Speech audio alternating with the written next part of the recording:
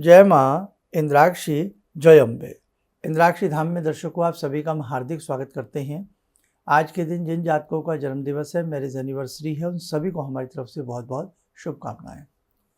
घर में यदि प्रतिदिन यज्ञ किया जाए, चाहे सूक्ष्म विधि से ही किया जाए, सरल विधि से ही किया जाए, नाना भांति की कामनाएं साधक की स्वतः सिद्ध होती रहती हैं। और यज्ञ में भी यदि प्रतिदिन गायत्री यज्ञ किया जाए, गायत्री की 1-3 माला जपने के उपरांत यज्ञ किया जाए, आपको ऐसा चमत्कारिक लाभ अपने घर में दिखाई देगा कि आप माने न माने। एक समय था ऋषि मुनियों के आश्रम में प्रतिदिन यज्ञ होते थे, और आज भी अनेकों ऐसे स्थल हैं जहाँ प्रतिदिन यज्ञ होते हैं। और उस स्थान की मिट्टी, उस स्थान की ऊर्जा, उस स्थान की ओरा ऐसी होती है, उस स्थान की ओरा कि मानो वहाँ से उठने को मन न करे। वहाँ में देव सत्ताएं महसूस होने लगती हैं। ऐसे ही जब हम घर में प्रतिदिन यज्ञ करेंगे, हमें नाना भांति के लाभ होते हैं और देव सत्ताएं अपने घर में हमें महसूस होने लगेंगी। सारी जानकारी इस अंक में देने वाले हैं। आइए पहले आज का हम पंचांग देखें।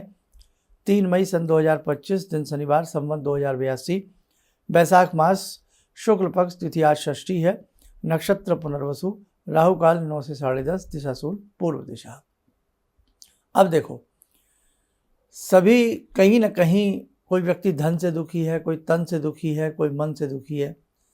थोड़े थोड़े दुख सभी के मन में व्याप्त होते हैं, सबकी कामनाएं होती हैं।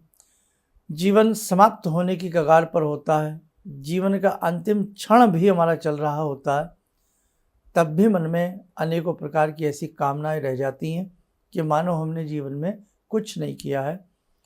हम एक दुखी मन से, एक भारी मन से संसार को छोड़ रहे हैं।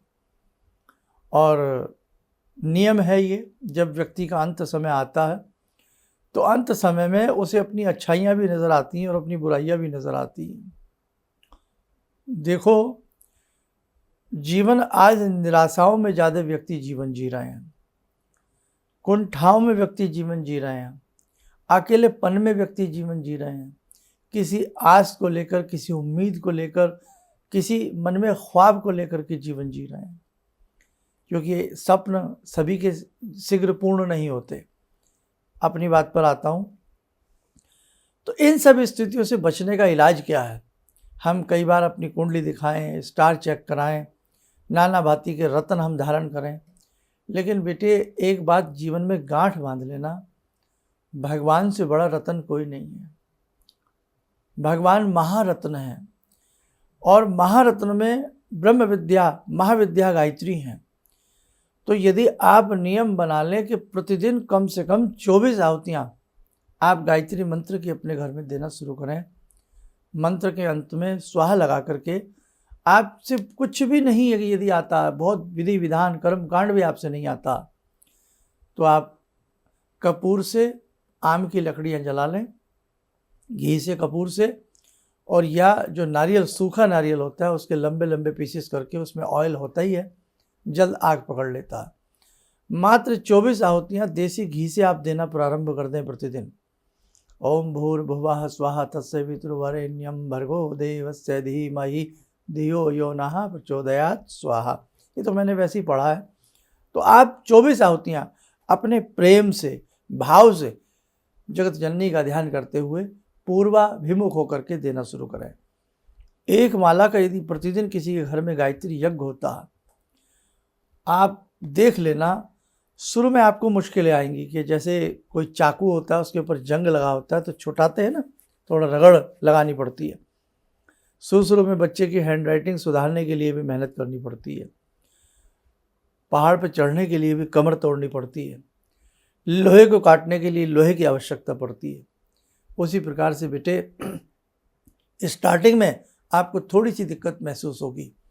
कभी लगेगा मैंने गायत्री यज्ञ करिए किया, मैंने ऐसा किया, मेरी उलझनें बढ़ रही हैं। अब वो उलझनें बढ़ नहीं रही होती हैं, आपकी उलझनें जल्दी जल्दी कट रही होती हैं। और उस समय जब हम कोई बड़ी साधना करते हैं, हम कोई ऐसा अनुष्ठान करते हैं या ऐसा कोई संकल्प लेते हैं, तो उस समय हमें मुसीबतें ज़्यादा नज़र आती हैं। क्यों? क्योंकि हम उस समय मुसीबतों से लड़ने के लिए तैयार हैं, और मुसीबतें हावी हो जाती हैं, और हमें लगता है यार आज से मैंने ये अनुष्ठान प्रारंभ किया है 1-2 दिन में मेरे साथ ऐसा हो गया। जो जो मेरी भक्ति बढ़ रही है, मेरी पूजा बढ़ रही है, मेरे दुख बढ़ रहे हैं। ऐसा बहुत लोगों के संग होता है। लेकिन बेटे निराश मत होना, वो आपके दुख घट रहे होते हैं। परमात्मा तेज गति से आपके दुखों को काट रहा होता है, और जब तेज गति से दुखों को काटा जाता है तो या गाड़ी तेज गति से चलाई जाती है, स्पीड बढ़ानी पड़ती है। ऐसे ही वो दुखों की स्पीड जो है हमें बढ़ती हुई नज़र आती है। लेकिन आप अपने पथ से डगमगाना मत, आप अपने मन को विचलित मत करना। भगवान बहुत दयालु हैं, वो दया करेंगे।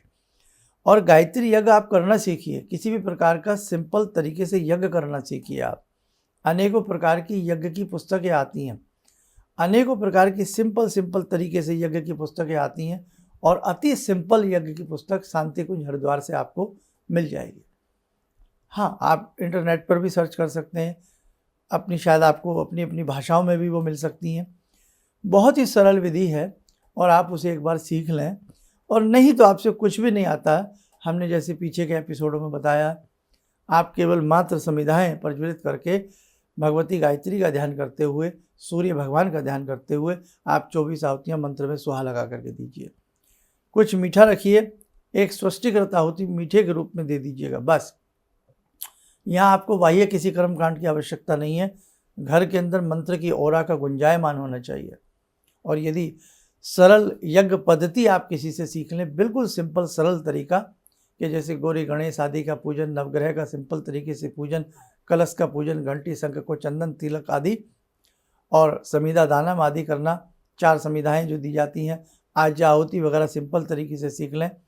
और फिर उसके बाद यज्ञ कर लें, स्वष्टिकृत कर दें, वसुधारा कर दें, नीराजनम आरती कर लें सिंपल तरीके से, और उसके बाद आप उसको विसर्जन कर दें। बहुत ही आसान है। देखो, व्यक्ति क्या नहीं सीख सकता, लेकिन लगन होनी चाहिए। तो बेटा आज मेरा कहने का भाव यही है कि जिस घर में यदि प्रतिदिन गायत्री यज्ञ होने लगे, पहाड़ सी समस्याएं राई बन जाएंगी। यस, पहाड़ सी समस्याएं तिनका भर बन करके निकल जाएंगी। और आप कुछ भी भगवान से न मांगे, परमपिता परमेश्वर हैं, उनके हजारों चक्षु हैं, वो हजारों सहस्रों नेत्रों से हमें निहारते हैं। वो हमारे मन की धड़कनों की गति को पढ़ लेते हैं। इसलिए भगवान से मांगने की भी कोई आवश्यकता नहीं है, वो सब कुछ जान लेते हैं। बस यही मांगें कि अपने चरणों में इस दास को, इस दासी को हे परमात्मा लगाए रखना। हे भगवान, हे भगवती, शुभ कर्म हमसे कराती रहना, हमें अपना सायुज्य प्रदान करती रहना, कदापि भी हम आपके चरणों से विमुख ना हो जाएं। बेटे, भगवान श्री राम ने अश्वमेध की, आपने बहुत सारी बातें देखी होंगी, अश्वमेध किया, घोड़ा छोड़ा यज्ञ का, जो लवकुश वाली प्रसंग से सारा समझ में आपको आता होगा। भगवान श्री कृष्ण ने बड़े बड़े यज्ञ किए। कहने का हमारे ऋषि मुनियों ने बड़े बड़े विशेष विराट यज्ञ किए। और आज भी शांति कुंज से जो साधक जुड़े हैं उन्हें मालूम होगा कि कैसे कैसे विराट पूरे विश्व के अंदर शांति कुंज के द्वारा यज्ञ किए गए और किए जाएंगे और किए जाते रहे हैं, और फिलहाल भी कई जगह चल रहे हैं। यज्ञों का अपना एक बहुत बड़ा महत्व होता है, लेकिन हम यहाँ कह रहे हैं आप सूक्ष्म तरीके से अपने घर में करिए। आप करेंगे, आपको चमत्कार नजर आने लगेगा। कुछ ही दिन के बाद आपको आपके घर के अंदर जितनी भी निगेटिविटी है दूर होने लगेगी। बच्चे पढ़ते नहीं है, पढ़ने लगेंगे। पशु दूध नहीं दे रहे हैं, देने लगेंगे। घर में नज़र टोक का वास है, निकलने लगेगा। मात्र केवल आप गायत्री यज्ञ करिएगा। और इसके बारे में और हम विस्तार से, फिर बहुत लोग कहते हैं कि गुरुजी आप थोड़ा सा समझाइए, बताइए, शर्मा जी बताइए, और हम इसको गंभीरता के साथ, आपको चिंतन के साथ इसको समझाएंगे। और समय रहा तो उसकी यज्ञ पद्धति बहुत साधारण तरीके से एक ऐसी वीडियो बना देंगे कि ताकि उस वीडियो को देखकर आप स्वयं भी घर में बैठ कर के किसी भी प्रकार का यज्ञ कर सकें। बस मंत्र उसमें चेंज होना होता है। लेकिन हमारी यही इच्छा है, एक बार आप ज़्यादा नहीं 40 दिन का संकल्प लें और गायत्री यज्ञ अपने घर में करें। एक बार यदि 40 दिन भी लगातार नहीं कर सकते तो हर रविवार नियम बना लें कि संडे टू संडे हम गायत्री यज्ञ करेंगे। सभी घर के लोग बैठ जाएं, चाहे गौ घृत से हवन करें या कॉमन सामग्री बाज़ार से मिल जाती है उससे करें, या तिल, कई चीज़ें मिला करके हम इसकी कॉमन सामग्री भी आपको एक कभी लिखवा देंगे।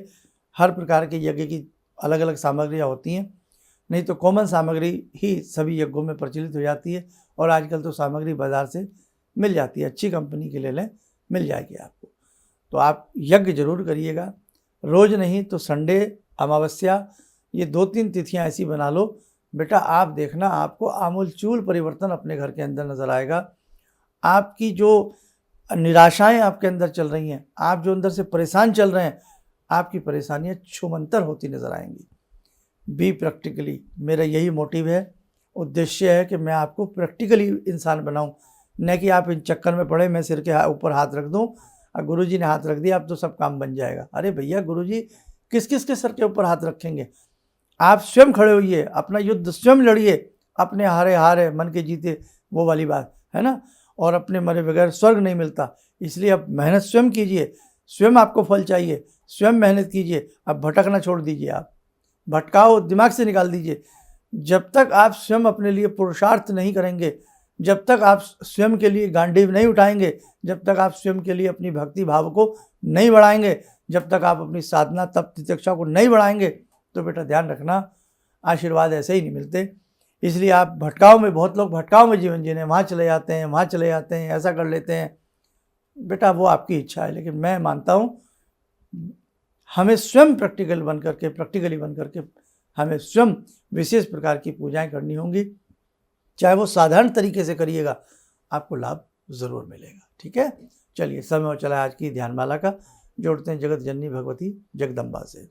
ॐ सिन्दूरारुणविग्रहां त्रिनयनां माणिक्यमूलस्फुरात् स्तारानायकशेखरं स्मितमुखी वापेन वाक्षोरुवां पाणिभ्यामलपूर्णरत्नचषकां रत्नोत्परां बिभ्रति सौम्यां रत्नगटस्थरक्तचरणां ध्यायेत्पराम् अम्बिकां खड्गं चक्रगदेषु चापपरिगान् शूलम्बुशुण्डिं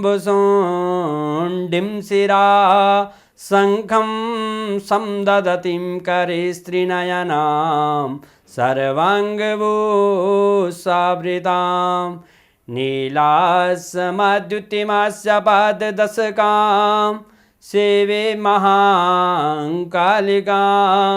यामास्तो स्वपितैहरो कमलजो हन्तुं मधुं कैटवम् विद्युद्दामसमप्रभां मृगपते स्कन्दस्थितां भीषणां कन्या विहकरवालखेटविलसा धस्ताविरासेवितां हस्तेश्चक्रगदाशिखेटविशिखां चापं गुणं तर्जनीं विप्राणामलिलात्मिकां शशिधरां दुर्गां त्रिनेत्रां भजे। कवच बना लें, ध्यान करें, जगत जननी का शुभ आशीष हम सब के ऊपर बरस रहा है।